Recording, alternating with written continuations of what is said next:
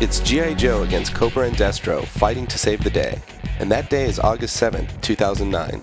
That's when Paramount's live-action feature film based on the popular toy, cartoon, and comic book franchise finally hits theaters.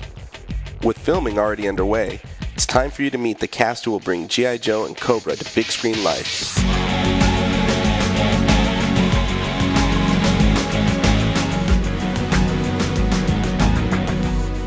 First up, Paramount drafted 2 cast members from its upcoming Iraq war drama Stop Loss for the lead roles in G.I. Joe. Channing Tatum will play the Joe's field commander, Duke, while Joseph Gordon-Levitt has been cast in the hush-hush role of Duke's best friend. Rumor has it that a dark future is in store for Gordon-Levitt's character, said to be a former Joe, but that's all we're gonna say. I have the money, I have the power!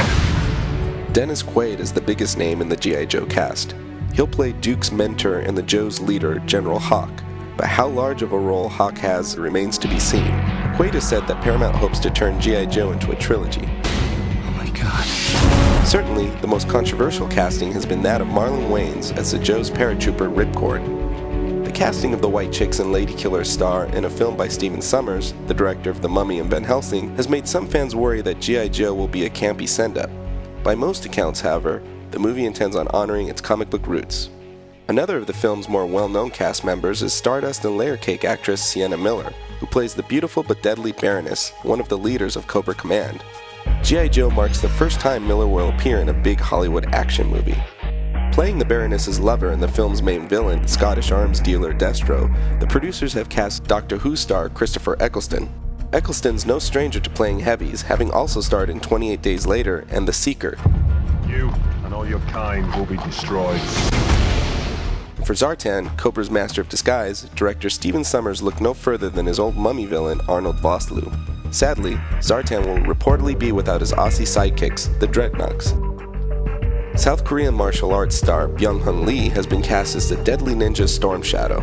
Storm Shadow's archenemy, fellow ninja Snake Eyes, will be played by martial artist turned actor Ray Park.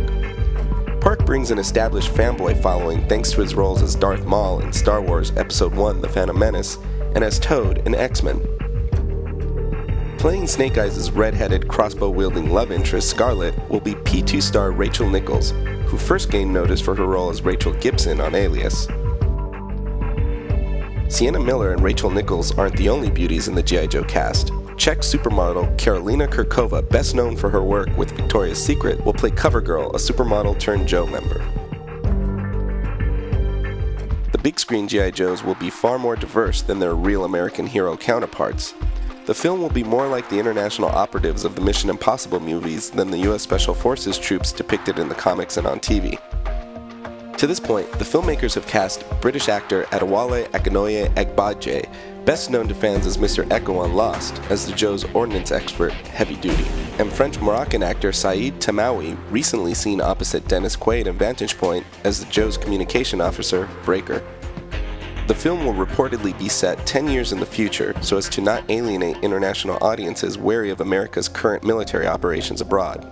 While plot details are being kept firmly under wraps, it's understood that the film will chronicle how Cobra Command came to power and how the Joes are called into action to stop them. So now you know, and knowing is half the battle. Yo, Joe.